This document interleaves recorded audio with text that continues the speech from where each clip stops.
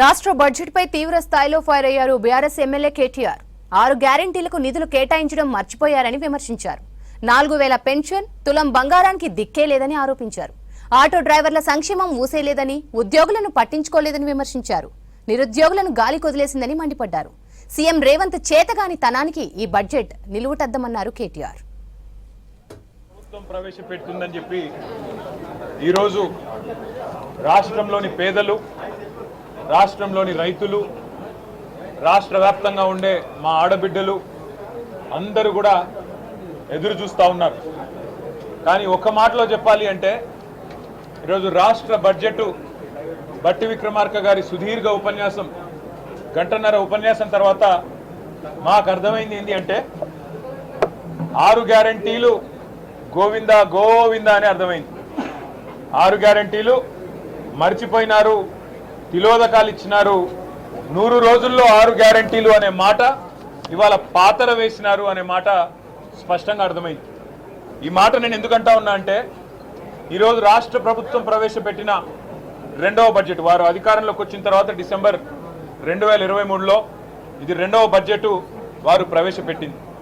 ఈ రెండవ బడ్జెట్ చూసిన తర్వాత రాష్ట్ర వ్యాప్తంగా ఉండే మహిళలు 2500 రూపాయలు 100 రోజుల్లో ఇస్తామని చెప్పి ఏ హామీ ఇచ్చైతే మహిళల ఓట్లు వేయించుకొని గెలిచినారో వారందరూ కూడా ఇవాళ పూర్తి స్థాయిలో హతాశులైపోయిన పరిస్థితి.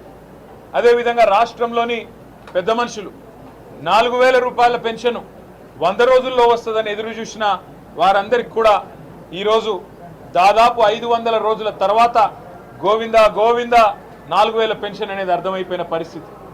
ఇంకొక మాటలో చెప్పాలి అంటే ఈ బడ్జెట్లో ఇచ్చిన అంకెలు చూస్తే 420 హామీలు, 420 హామీలు ఏవైతే కాంగ్రెస్ పార్టీ ఇచ్చి అధికారంలోకి వచ్చిందో ఒక్క హామీ గురించి కూడా ఈరోజు ప్రస్తావించలేదు. 6 గ్యారంటీలు 100 రోజులు అని సొల్లు పురాణం చెప్పి అఫిడవిట్లు రాసి ఇదే బట్టి విక్రమార్క గారు అఫిడవిట్ను తీసుకుపోయి దేవుని ముంగట పెట్టి ఆ అఫిడవిట్ మాకు భగవద్గీతతో సమానం అని బిల్డప్లు ఇచ్చి ఓట్లు వేయించుకొని అబద్ధాలతో ఏదైతే గెలిచొచ్చినారో ఇవాళ దానికి పాతర వేసినారు. 40% సమయం ఈ బడ్జెట్తో ఒడిసిపోయింది. 40% ఎందుకంటున్నా అంటే ఏ ప్రభుత్వానికైనా 5 సంవత్సరాల పదవీ కాలం ఉంటుంది, 5 బడ్జెట్లు ప్రవేశపెట్టే అవకాశం ఉంటుంది. కాకపోతే ఆఖరి బడ్జెట్ ఎన్నికల సంవత్సరం బడ్జెట్ కాబట్టి పూర్తిగా అమలు కాదు.